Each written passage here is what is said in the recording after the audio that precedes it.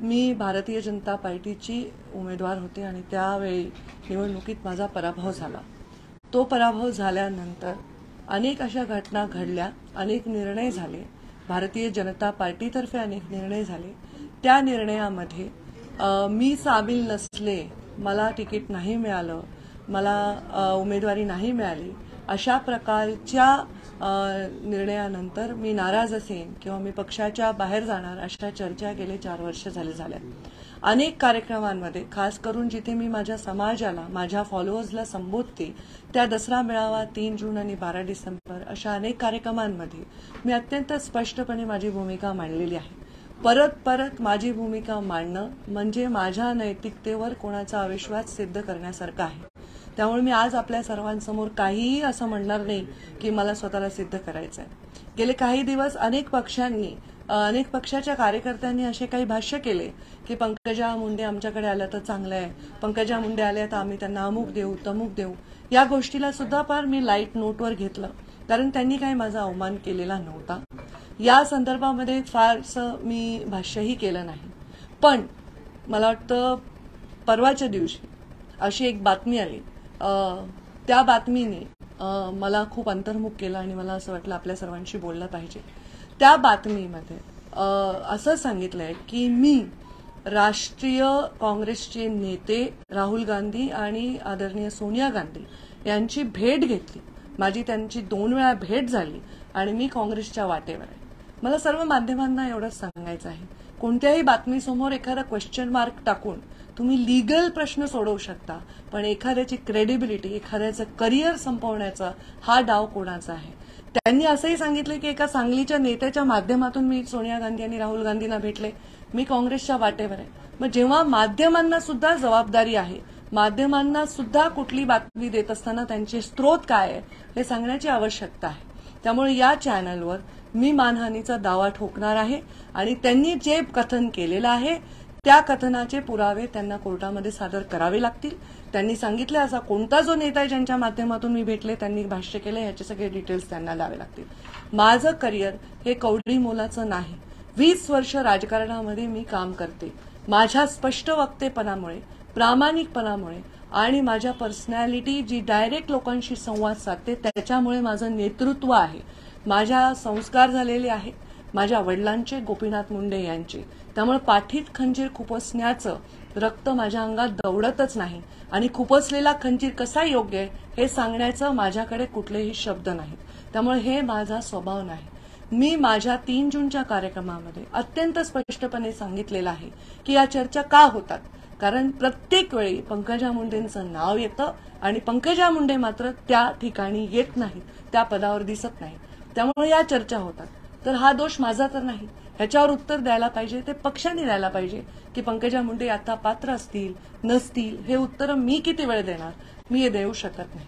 जेव्हा जसं भागवतकरांना राज्यसभा मिळाली, रमेश अप्पा कराडांना विधान परिषद मिळाली, त्याच्याही नंतर अनेक विधान परिषद झाल्या. जेव्हा माझं नाव चाललं तेव्हा माझं नाव नाही आलं याबद्दल मी कुठेही टिप्पणी केली नाही, कुठलंही ट्विट केलं नाही, सार्वजनिकरित्या त्याच्याबद्दल कुठलीही नाराजी व्यक्त केली नाही. पण त्यानंतर किंवा त्याआधी होणाऱ्या माझ्या भाषणाचे तुकडे काढून त्याचे अर्थ लावले जातात आणि हे अर्थ समर्पकही बसतात काही ठिकाणी. याचं कारण आहे पंकजा मुंडे का नाही, आणि याचं उत्तर पंकजा मुंडेकडे असण्याचं कारण नाही. भागवतकरांच्या यात्रेला मी भगवा झेंडा दाखवून त्यांची यात्रा सुरू करून दिली. माझ्या घरी त्यांचा सत्कार केला. काही तरुणांनी घोषणा दिल्या तर त्यांना हक्कानी मी 2 चापटाही मारल्या. मी मला शेवटच्या ज्या विधान परिषदा झाल्या त्यामुळे 2 वेळा मला फॉर्म भरून ठेवायला सांगितले. सकाळी 9 वाजता मला फॉर्म भरायला येण्याचंही सांगितलं गेलं पक्षाकडनं आणि त्याच्या 10 मिनिटं आधी मला फोन येऊन सांगितलं की तुम्ही हे फॉर्म भरायचं नाही, जैसी आपकी आज्ञा असं समजून मी पक्षाचा प्रत्येक आदेश हा शिरसावंद्य मानलाय. मग मी पक्षाच्या विरोधात काय केलंय म्हणून माझ्या नैतिकतेवर असा प्रश्न निर्माण केला. या चॅनलला माहिती कोणी दिली, ही माहिती का दिली, या माहितीचं असे मुहूर्त का गाठले जातात की अशा वेळी माझ्या नैतिकतेवर प्रश्न निर्माण होतो. राजकारण मी करेन किंवा नाही करेन, कधी करेन, कुणाशी करेन हा वेगळा विषय आहे. पण मी राजकारण करत असताना नेहमी स्पष्ट भूमिका घेतली. मी मीडियालाही त्या दिवशी सांगितलं, मला जे बोलायचंय ते मी ठणकावून सांगेन आणि मला जर काही करायचंय तर ते डंके की चोट पर करेन. मी असं कुठे गुपितपणे अंधारात जाऊन करणार नाही. माझ्या तुमच्या सर्वांच्या माध्यमातून मला ऐकणारे हजारो लाखो लोक आहेत. आज त्यांना प्रश्न पडलाय. त्यातले कितीतरी लोक मला प्रश्न करतायत, ताई तुम्ही काय करताय. अनेक प्रश्न तर असे म्हणतात की ताई तुम्ही हे करा, हे योग्य ते नाही. या सगळ्या लोकांच्या प्रश्नामध्ये, या सगळ्या लोकांच्या कन्फ्युजनमध्ये माझ्यासारख्याला प्रश्न पडतो की राजकारणात येण्याचं माझं मूल काय. मी एक युवा म्हणून राजकारणात आली. भारतीय जनता पार्टी माझ्या रक्तामध्ये दौडत होती, त्याचे विचार माझ्या रक्तात दौडत होते.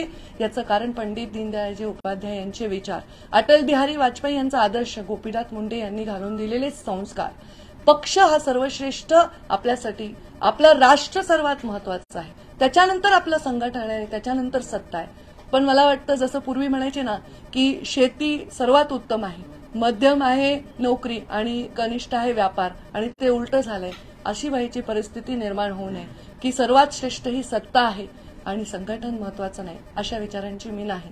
भारतीय जनता पार्टीचा प्रत्येक कार्यकर्ता महाराष्ट्रातला जो व्यक्त होऊ शकत नाही, ते 106 आमदार जे भाजपावर निवडून आले, ते सर्व कार्यकर्ते जे 30 दिवस मोदी ॲट 9 मध्ये राबले, ह्या सगळ्यांच्या मनामध्ये खूप काही गोष्टी असतील, पण बोलण्याची ताकद आणि हिंमत त्यांच्यामध्ये नाही. आज पंकजा मुंडे म्हणून मी तुमच्या समोर उभी आहे, ते हे सांगते की अप्रामाणिकपणा माझ्या स्वभावात नाही. माझ्या स्वभावामध्ये ब्याळ बोलणं, कोणाला टीका करणं, कोणाविषयी वैयक्तिक बोलणं हे देखील नाही. मी राजकारणामध्ये आतापर्यंतचा इतिहास बघा, मी फक्त आणि फक्त मुद्द्यांवर बोलते. प्रधानमंत्री नरेंद्र मोदी जेव्हा देशाचे प्रधानमंत्री झाले, त्यांनी देशाच्या संसदेच्या पायरीवर डोकं ठेवलं, तेव्हा या देशाच्या नाही जगातल्या अनेक लोकांना हा विश्वास निर्माण झाला होता की एक सुंदर चारित्र्य संपन्न नेता या देशाला नव्हे जगाला लाभलेला आहे. आणि त्या नेत्यांनी तसेच नेते घडवावे, तशाच नेत्यांच्या पाठीशी उभं राहावं अशी अपेक्षा अनेक तरुणांच्या निर्माण झाली. अनेक लोक ब्युरोक्रेसी सोडून राजकारणात आले, अनेक लोक उद्योग जगतातले राजकारणात आले. राजकारणामध्ये भ्रष्टाचार मुक्त राजकारणाचा नारा प्रधानमंत्री नरेंद्र मोदींनी दिला. खातो नथी खावानो देतो नथी ह्या वाक्यांनी माझ्यासारखा तरुण प्रभावित झाला आणि त्याच्या जीवावर मी राजकारणात आले. माझ्यावरही आरोप झाले, पण माझ्यावरच्या प्रत्येक आरोपाचं उत्तरही तुम्ही सर्वांनी दिलं. मलाही पराभव पत्करावा लागला, पण माझा पराभव हा लोकांच्या मनामध्ये काट्यासारखा रुजला आणि त्याची चर्चा सर्व माध्यमातून झाली. पण मी आतापर्यंत हे जाहीर मी आज कथन करते, ईश्वर साक्ष कथन करते, कारण ईश्वर साक्ष शपथ आणि जाहीर कथन अनेक लोक करत असतात, पण त्याच्यावर ते वागतात का नाही याची मला आज शाश्वती देता येणार नाही. मी सांगते, मी कोणत्याही पक्षाच्या कोणत्याही नेत्याशी माझ्या पक्षप्रवेशाच्या संदर्भात कधीही भेटलेली नाही. मी राहुल गांधींना आयुष्यात प्रत्यक्षात पाहिलेलं देखील नाही. सोनिया गांधींना मी पाहिलेलं नाही. असं जन्मात झालं नाही की ते एका शहरात आहे, मी त्या शहरात आहे.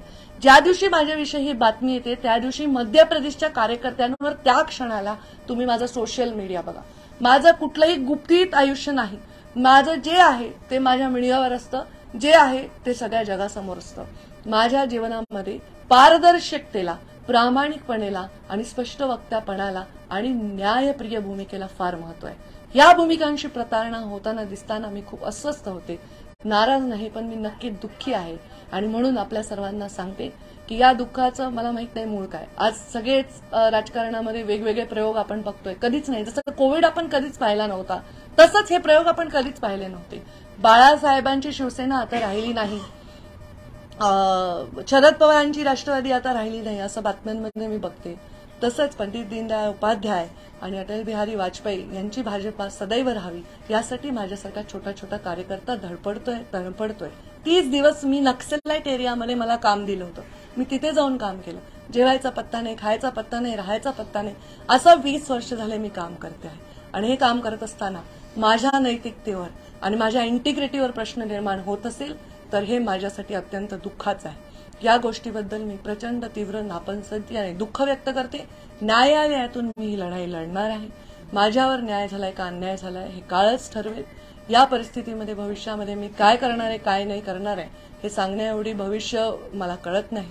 पण एवढंच सांगते, माझी भूमिका नेहमी थेट आणि डायरेक्ट असणार आहे. आज मात्र या क्षणाला मी स्पष्टपणे सांगते, कोणत्याही पक्षातल्या कोणत्याही नेत्याशी माझा कुठलाही संवाद माझ्या पक्षप्रवेशाच्या संदर्भात नाही. हेही तेवढंच सांगते की अनेक पक्षांनी माझ्याशी सन्मानजनक स्टेटमेंट करून सांगितलंय की मी त्यांच्या पक्षात यावे. माझ्या पक्षाला माझा सन्मान वाटत असेल अशी माझी अपेक्षा आहे. ते त्याच्याबद्दल काय विचार करत असतील हे त्यांचा संपूर्णतः निर्णय आहे. पण माझा प्रवास हा आतापर्यंत पूर्णपणे स्पष्ट आणि पारदर्शक राहिलेला आहे. लपून छपून काम करणं हे माझं नाही. आणि आता या जगाला लपून छपून काम करणाऱ्याचा कंटाळा आलाय. सर्व गोष्टी, कोणाची सत्ता आहे, कोणाला कोणतं मंत्रीपद आहे, हे आम्हाला हवंय, ते आम्हाला हवंय, हे उलटून टाकलं, तो पक्ष संपला, हा पक्ष संपला, याच्यावर सीमित आहे. लोकांचं काय? असा उद्योग, असा तरुण आहे जो वकील आहे, जो डॉक्टर आहे, जो स्टार्टअप नवीन काढू इच्छितो, असा एक मुलगा आहे जो शिकू इच्छितो, यांचं काय? संस्था चालकांविषयी कोण बोलणार आहे? या महिलांच्या अत्याचाराविषयी काय बोलणार? कुठे आहेत? एका मुलाने ड्रग घेतलेला पकडला ह्याच्यावर चर्चा होते कारण तो एका मोठ्या सुपरस्टारचा मुलगा असतो. पण या देशामध्ये एवढा इझिली ड्रग मिळतं हे फेल्युअर कोणाचं आहे? एखाद्या मुलीवर जेव्हा अत्याचार होतो, तिला कोणत्या जातीच्या माणसाने अत्याचार केला ह्याच्यावर चर्चा होते, पण त्या मुलीवर अत्याचार होतो हे फेल्युअर नाही का? एखादी माहिती एखाद्या घटनेविषयी एखाद्या समाजातल्या जबाबदार व्यक्तीकडे आहे आणि तो म्हणतो मी अजून देतो, थोड्या थोड्या टप्प्याने देतो, हा जनतेचा वरचा अधिकार भंग नाही का? एखाद्या पदावर विराजमान माणसाकडे जर एखादी माहिती असेल तर ती माहिती लपवून ठेवून त्याचा राजकीय उपयोग करण्यापेक्षा त्या माहितीचा न्यायाने उपयोग केला पाहिजे आणि शिक्षा दिली पाहिजे, अशी भूमिका माझी आहे. या सगळ्या भूमिकेला प्रतारणा करणाऱ्या भूमिका माझ्या आजूबाजूला असल्यामुळे मी प्रचंड कन्फ्यूज आहे. मी 20 वर्षामध्ये सुट्टी घेतलेली नाही. मला 1-2 महिन्याच्या सुट्टीची आवश्यकता आहे. मला अंतर्मुख होण्याची आवश्यकता आहे. मला विचार करण्याची आवश्यकता आहे. मी आमदार झाल्यावर माझा पहिला इंटरव्ह्यू सुधीर गाडगीळ यांनी घेतला होता. तेव्हा मी असं म्हणाले होते की राजकारणामध्ये ज्या आयडिओलॉजीजला समोर ठेवून मी राजकारणात आले, त्या आयडिओलॉजीजशी जेव्हा जेव्हा मला कुठेतरी प्रतारणा करावी लागेल आणि मला चुकीचे ऍडजस्टमेंट करावं लागतील, तेव्हा मी राजकारणातला एक्झिट घ्यायला सुद्धा मागे पुढे पाहणार नाही. आताच्या परिस्थितीमध्ये मला एक ब्रेकची आवश्यकता आहे आणि तो ब्रेक मी घेणार आहे. एवढंच या निमित्ताने आपल्या सर्वांना सांगते. 1-2 महिने मी लिटरली सुट्टी घेणार आहे आणि मग मी अंतर्मुख होऊन विचार करणार आहे आणि त्या सगळ्या जीवनातल्या संस्कारांवर विचार करणार आहे आणि त्याच वाटेवर मी आहे का हे मला तपासून बघायची गरज आहे.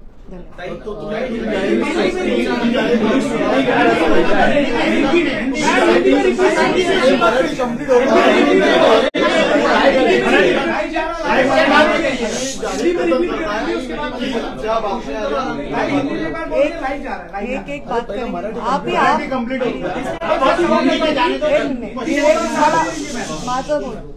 मैं पंकजा गोपीनाथ मुंडे आज पत्रकार परिषद ले रही हूँ. इसका कारण 2019 में जब से मैं चुनाव में पराभूत हुई हूँ, अनेक चर्चाओं का सामना मैंने किया है. अनेकों बार भारतीय जनता पार्टी ने निर्णय लिए हैं. अनेकों राज्यसभा का जब सीट आया तब मेरा नाम चलता था. विधान परिषद का सीट आया, जब चुनाव आया मेरा नाम चलता था.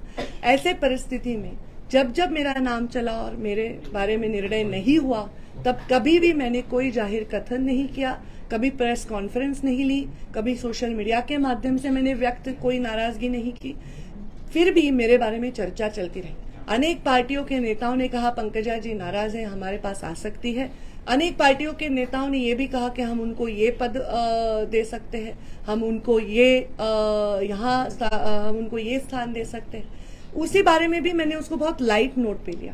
पर कल परसों जो एक न्यूज आई, वो न्यूज ऐसे कहती है कि मैं राष्ट्रीय नेता जो कांग्रेस के हैं आदरणीय राहुल गांधी और सोनिया गांधी जी से मिली हूँ. 2 बार हमारा मिलना हुआ है.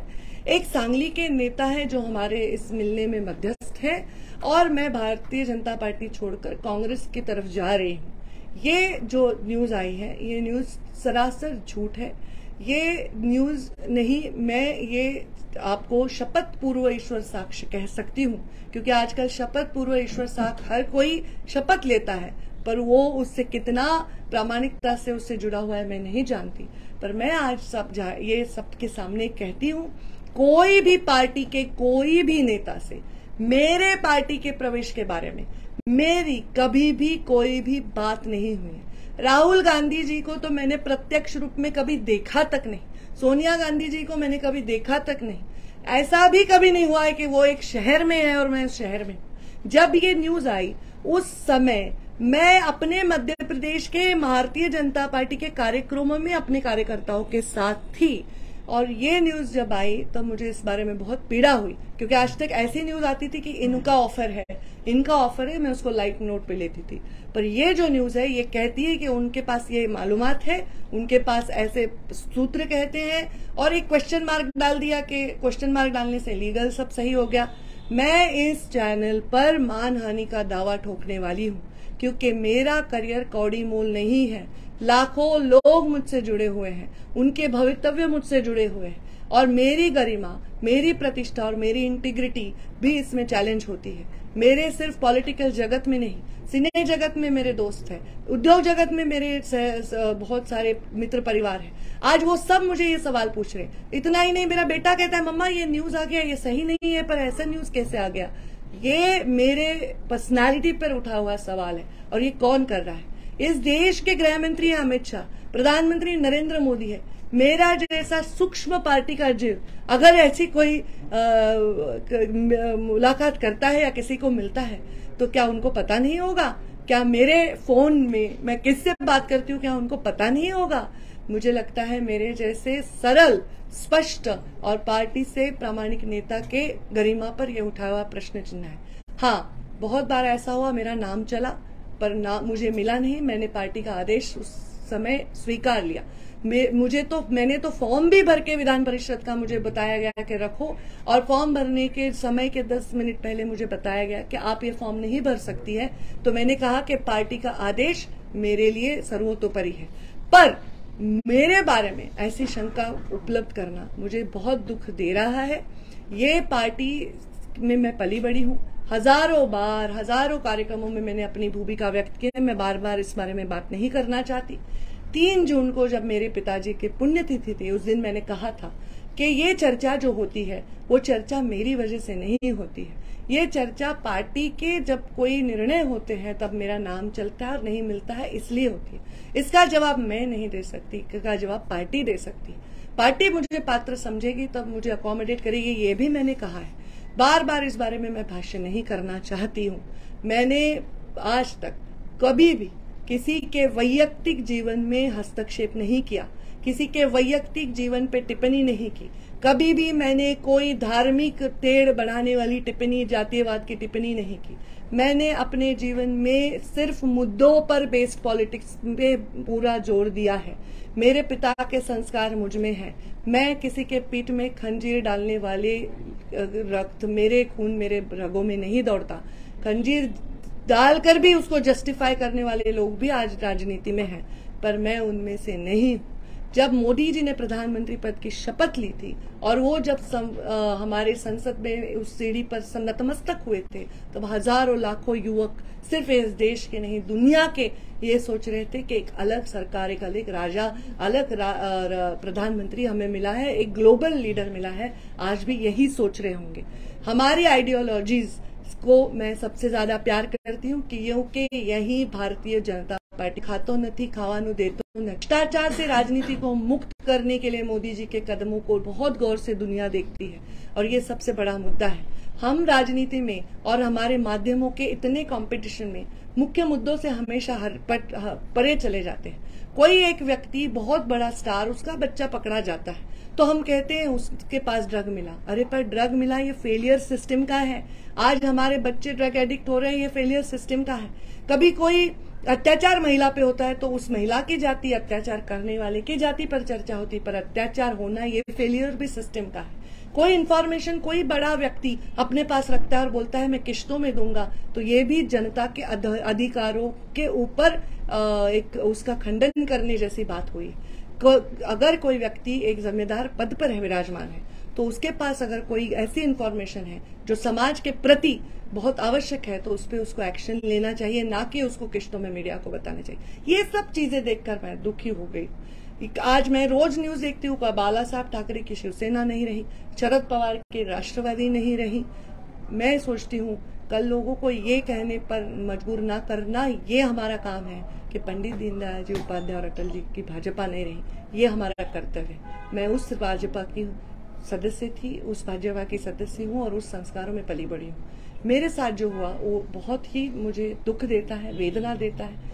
जब भी मुझे कुछ करना है मैं डंके के चोट पर करती हूँ। लाखों लोग मेरे से जुड़े हुए हैं, हजारों लोग मुझ पर आज देख रहे हैं इसको। मैं सबसे यही कहूंगी कि मेरे प्रवास में आपने मुझे साथ दिया, उसके लिए आभार। और आप हमेशा मुझे साथ तभी दे जब मैं सच्चाई और मैं गरिमा के साथ काम करूं। जब मैंने पहला इंटरव्यू विधायक के तौर पर दिया था तब मैंने ये कहा था कि जब मुझे अपनी आइडियोलॉजी से और मेरे खुद के संस्कारों से प्रताड़ना करनी पड़े तो राजनीति से भी एग्जिट लेने से मैं नहीं चूकूंगी। मैं बहुत थक गई हूँ 2019 से लेकर आज तक की चर्चाओं से।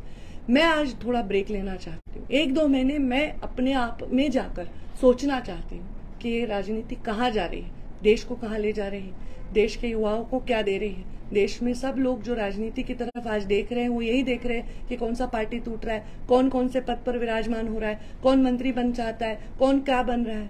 पर जनता को क्या हो रहा है, जनता के साथ क्या हो रहा है, इस बारे में सोचने की भी जरूरत है। उस बारे में अंतर्मुख होकर मैं सोचने वाली हूँ। और फिर इसे इसलिए बोल रही हूँ 2 महीने छुट्टी कि कृपा करके कोई माइक लेके मेरे सामने ना आए, कृपा करके कोई पूछे नहीं इसने आपके बारे में ये कहा, उसने आपके बारे में जो कोई मेरे बारे में कुछ कहे उसके बारे में टिप्पणी करना मेरा काम नहीं है। और जो मुझे करना है वो मैं करूंगी और वो सिर्फ आइडियोलॉजी बेस्ड रहेगा। आज मुझे सच में एक ब्रेक की आवश्यकता है और मैं वो ब्रेक लेकर आज की राजनीति के बारे में बहुत मंथन करना चाहते हैं। तुम्ही हताश कुठे झालं? तुम्ही रोखोक भूमिका मांडलेली आहे। मी कोणत्याही पक्षामध्ये जाणार नाही, मात्र ही भूमिका मांडताना तुम्ही असं देखील म्हटलेलं आहे की मी पाठीत खंजीर खुपसणाऱ्या व्यक्ती नाहीये, माझ्या ते रक्तामध्ये नाहीये। सध्याच्या राजकीय स्थितीमध्ये हा पाठीत खंजीर कोणी खुपसला नेमका काय सांगाल तुम्ही? मला याच्यावर काहीच उत्तर द्यायचं नाही। कारण माझ्या पत्रकार परिषदेमध्ये मी त्या चॅनलवर मानहानीचा दावा करणार आहे, हे महत्वाचा मुद्दा आहे। मी कोणत्याही पक्षाच्या कोणत्याही नेत्याशी माझ्या प्रवेशाबद्दल कधी चर्चा केली नाही, हे महत्वाचा मुद्दा आहे। त्यामुळे उगीच काहीतरी प्रश्न विचारून तुम्ही पण लेवल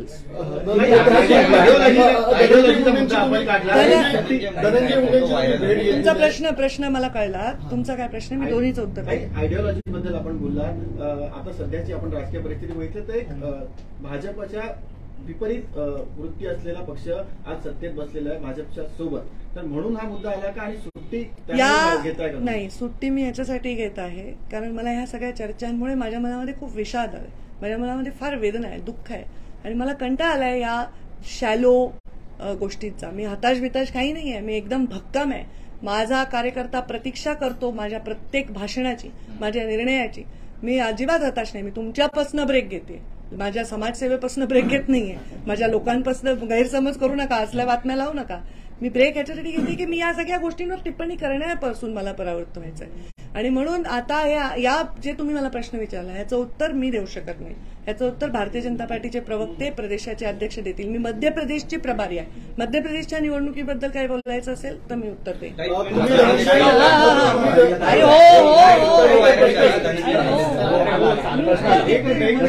तुम्ही वेळ घालवताय प्रश्नामध्ये, वेळ घालवताय। एक मिनिट धनंजय मुंडे मला भेटायला आले होते, त्यांनी शपथ घेतल्यानंतर मला फोन केला, मी त्यांचं अभिनंदनही केलं। ते मला भेटायला आले, त्याला कदाचित 3-4 दिवस 4-5 दिवस झाले आहेत। त्या दिवशी ते मला आले, तुम्ही जर ते फोटो पाहिले तर तुम्ही बघाल माझा बुचडा बांधलेला अवतार, मी माझ्या घरामध्ये छान लोळत बातम्या बघत होते। त्यांनी मला सांगितलं माझ्या घराच्या जवळ आहे आणि मी भेटायला येतोय। त्यावेळी मी माझ्या मंदिरातला दिवा पेटवला आणि त्यांना जे आपल्या संस्कृतीत असतं औक्षण केलं, ते मला भेटायला आले होते। ते 4 दिवसापूर्वी आले होते, त्यांनी आज काय ट्विट केलं हे मला माहित नाही, याचं उत्तर ते देतील, पण ते आले होते आणि मी त्यांना शुभेच्छाही दिल्या। मला कोणी मंत्री झालं याच्याविषयी आनंद आहे, धनंजय झाला तर आनंदच आहे, मी त्यांना शुभेच्छाही दिल्या। पण नवीन समीकरणामुळे या नवीन जी समीकरणं झालेली आहेत त्यामुळे तुमचा जो मतदारसंघ आहे त्याच्यावरती आता प्रश्न निर्माण होतोय, कारण की तुम्ही त्यांच्या विरोधात लढलात आणि आता ते तिथे आमदार आहेत। मग आता भविष्यात पुढे काय या सगळ्या मतदारसंघाचं तुमच्या वाटचाली? ज्यांनी हे निर्णय घेतले त्यांनी हे उत्तर देऊ शकतील। मी तर तुमच्यासोबत चर्चा ताई, स्पेसिफिक प्रश्न, तुमच्यासोबत काही चर्चा झाली होती का? तुम्हाला विश्वासात घेण्यात आलं हे होतं? पहा, आता मी हे सांगते, ह्याचं उत्तर मी देऊ शकत नाही. पक्षामध्ये एक हायरार्की आहे, पक्षामध्ये एक व्यवस्थित मांडणी आहे, ते लोक त्याचं उत्तर देऊ शकतील. मी त्याचं उत्तर देऊ शकणार नाही. मी तुमचे उत्तर देते, फक्त तुम्ही ओढून ताई, पुढचा ब्रेक घेताय असं स्पष्ट केलेलं आहे. हे शिळा विषय आहे. ताई ब्रेक घेता असं सांगितलंय, पण नेमका तर तुम्ही सांगता ब्रेक म्हणजे मी सुट्टी घेणार आहे. मी हो, ऑफकोर्स सामाजिक काम माझं चालू आहे, ज्या भूमिकेत माझं चालू आहे. आता मी हे सांगते की मी एक छान निवांत सुट्टी घेणार आहे. माझ्या मुलाला घेऊन मी कुठेतरी सुट्टीवर जाणार आहे. सोशल मीडियामध्ये मी आहेच आहे. काय तुम्हाला काय अपेक्षा आहे की जाऊ दे का आता? मी एक ब्रेक ह्याच्यासाठी घेते की मला या सगळ्या राजकारणातनं ब्रेक हवाय. तुम्ही माझा विचार करा ना. शपथविधी कोणाचा होतो? शिवसेनेचा आणि भाजपचा पंकजा मुंडेची चर्चा, राष्ट्रवादी आणि भाजपचा पंकजा मुंडेची चर्चा, कोणाचं नाव चालतं? पंकजा मुंडेची चर्चा. अरे पण ही चर्चा मी घडवून आणली का? मी कधी मीडियाला तुमच्यापैकी कोणाला आहे मी आयुष्यात कधी फोन केला? तुमच्यापैकी कोणाला मी बातम्या लावायला सांगितल्या? तुमच्या कधी एडिटरला मी कधी कोणाला फोन लावून सांगितलं हे लावा ते लावा? माझे अनेक लोकांशी मैत्रीपूर्ण संबंध आहेत, अनेक लोकांची माझे अगदी भावासारखे माझे नाते आहेत, पण मी त्यांनाही कधी राजकारणात सांगितलं नाही की ही बातमी लावा, असं करा. मग मी एखाद्या सभेत भाषण करते, त्याचा तुकडा होतो आणि तो लावून माझी गरिमा खराब होते. मला हे अजिबात अस्वस्थ करणार आहे. माझा संबंध राजकारणाच्या पलीकडे जाऊन अनेकांशी आहे, अनेक उद्योजकांशी आहेत, अनेक सिने क्षेत्रात, एंटरटेनमेंटच्या क्षेत्रात संबंध आहे. ते सर्वजण मला प्रश्न विचारतात आणि अशा प्रकारच्या शॅलो पत्रकारितेचा निषेध मला करावा वाटतो. त्याच्यात काही सगळे समावेश नाही आहेत, पण ज्यांनी हे केले त्यांच्याविषयी मी मानहानीचा दावा टोकणार. हे आज तुमच्यासाठी महत्त्वाचं. Last question. 10 मिनिटांपूर्वी मला तुम्हाला सांगण्यात आलं की तुम्ही फॉर्म भरलेला मागे घ्यावा. तुम्हाला तशा प्रकारची उमेदवारी विधान परिषद देण्यात आलेली होती. नेमका कुणाचा निर्णय होता आणि नेहमी तुमचं नाव चर्चेत होतं, मात्र माझ्या म्हणणं मी जे बोलले ते परत एकदा मी रिपीट करते की माझा स्वभाव तुमच्या लक्षात आला आहे की मला जेव्हा एखाद्या पक्षाने आदेश दिला मी तो स्वीकारला. त्याच्यावर मी प्रश्न नाही विचारला की का, याचं उत्तरही माझ्याकडे नाही. धन्यवाद. 3 सवाल, थोड़ा अच्छा सवाल पूछो. आपने कहा कि विधान परिषद में आपको नामांकन भरने के लिए कहा गया और 10 मिनट पहले आपसे कहा गया कि आप अपना नामांकन मत भरिए. कौन नेता था जिसने आपको ये कहा और फिर अचानक कैसे डिसीजन? कोई नेता ऐसा नहीं होता. हमारे यहाँ एक व्यवस्था होती है. ऐसे फोन करने के लिए एक अलग व्यवस्था होती है और निर्णय करने के लिए अलग व्यवस्था होती है. उसके बारे में इतना डिटेल की आवश्यकता नहीं. मुद्दा क्या है कि मैंने कभी इस बारे में कोई भी टिप्पणी, टीका या कोई दुख और नाराजगी कभी व्यक्त नहीं की है. मैंने हमेशा वो किया है जो बताया गया है. तो ये मेरे बारे में क्यों ऐसे सवाल? आपने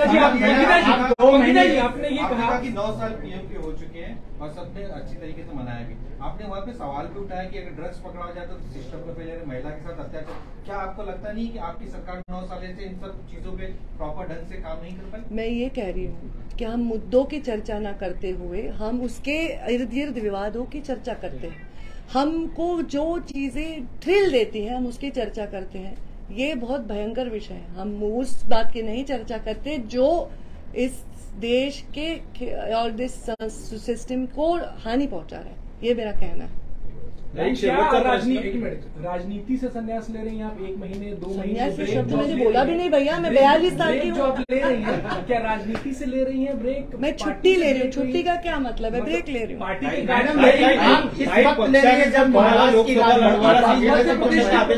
चुनाव आने वाले हैं वहाँ पे. महाराष्ट्र की राजनीति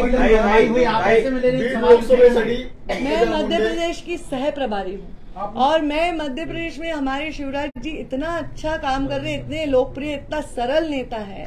तो वो इतने बड़े, मेरा योगदान जो है मैंने अभी तक किया है, जिंदगी में करती रहूंगी. मैं अभी ऐसे भी अभी बारिश का सीजन है, कुछ नहीं काम चल रहा है, मैं छुट्टी लेना चाहती हूँ.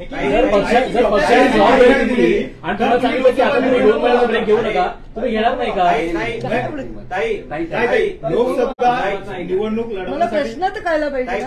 जर तुमच्या पक्षाने तुम्हाला लोकसभा निवडणूक लढवण्यासाठी पक्षाने जिम्मेदारी दिली लोकसभा निवडणूक लढवण्याची, तर तुम्ही लढवणार का? आणि तेव्हा ब्रेक संपेल का? सामने देखिए, मी ब्रेकचा आकडा सांगितलाय ना. किती सांगितलं तुम्ही? मग परत परत तेच विचारताल म्हणूनच सांगते. परत असं तुम्ही किमान 12वी पर्यंत शिकलेले असाल अशी माझी अपेक्षा आहे. मी वेळ काय दिला ब्रेकचा सगळे सांगा एकदा. 2 महिने सुट्टी घेतली, 20 वर्ष काम केलं.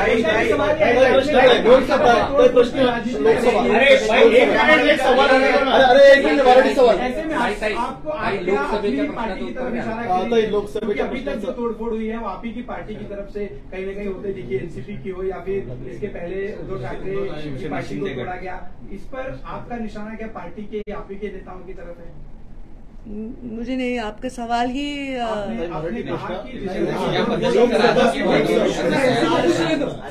मला आता कोणत्याही 2 महिन्यानंतरच्या विषयांवर टिप्पणी करायची नाही. धन्यवाद.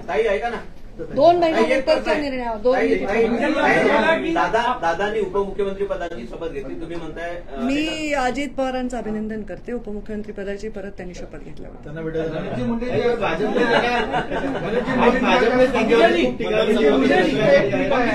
स्वतः पीएम मोदी म्हणालेले काही दिवसांपूर्वी की राष्ट्रवादी काँग्रेस पक्ष भ्रष्टाचारी आहे.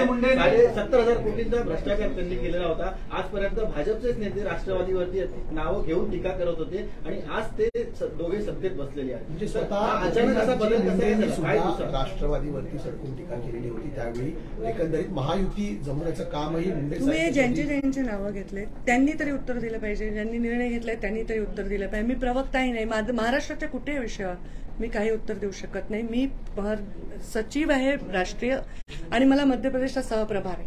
महाराष्ट्राचे सगळे नेते जेव्हा तुम्ही प्रश्न विचारता हेच सांगतात ताई आमच्या राष्ट्रीय नेते आहेत, त्या मध्य प्रदेशच्या सहप्रभारी आहेत. तर मध्य प्रदेशची सहप्रभारी म्हणून काही प्रश्नाचे उत्तर मी देऊ शकेन. महाराष्ट्राच्या कुठल्याही विषयावर मी काही उत्तर देऊ